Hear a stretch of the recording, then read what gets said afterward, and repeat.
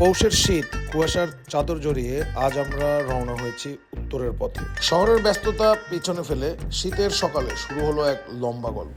এবারে গন্তব্য Panchagarh, ডাহুক tea resort. এবার আমরা যাব গাড়ি নিয়ে, কারণ যাচ্ছি শীত খেতে, তাই বাইক নিয়ে যাওয়া এক প্রকার অসম্ভব। আমরা টোটাল 4 জন যাচ্ছি এবারে ট্যুরে। আর যেহেতু গাড়িতে যাচ্ছি, তাই ঢাকা থেকে বের হওয়ার আগে পুরো ঢাকা শহর কুড়িয়ে সবাইকে নিয়ে একসাথে যাচ্ছি।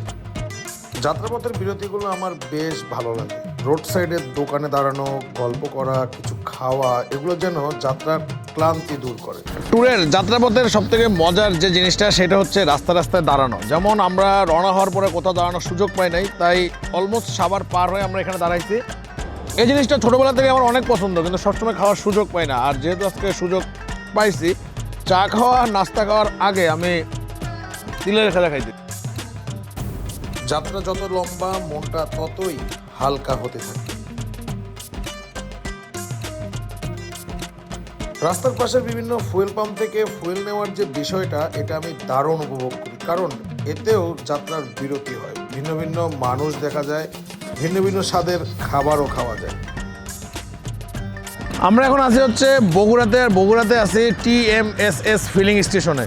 মজার বিষয়টা হচ্ছে এরপরে আমরা কিন্তু আর গ্যাস নিতে পারবো না, তাই আপনারা ঢাকা থেকে যারা উত্তরবঙ্গে গাড়ি নিয়ে যাবেন, আর তাদের গাড়ি যদি গ্যাস নেওয়ার প্রয়োজন থাকে, তাহলে বগুড়া থেকে যাওয়ার সময় এই ফিলিং স্টেশন থেকে নিয়ে যেতে পারেন। তবে আপনারা এরপরে যে কোনো জায়গায় LPG বা অকটেন নিতে পারবেন, ওইটা নিয়ে কোনো প্যারা নাই। শহর যত দূরে যায়, বাংলার রূপ তত কাছে আসে। উত্তরের বাতাসে আছে অন্যরকম এক শান্তি, যা শুধু অনুভবই করা যায়। এভাবে ঘুরতে ঘুরতে আমরা পৌঁছে যাই রংপুরে, এবং আমাদের উত্তরবঙ্গের অফিসিয়াল খাওয়া দাওয়া শুরু হয়। একদম সাদামাটা হোটেলে একদম সাদামাটা খাবার এবার আমরা খাবো।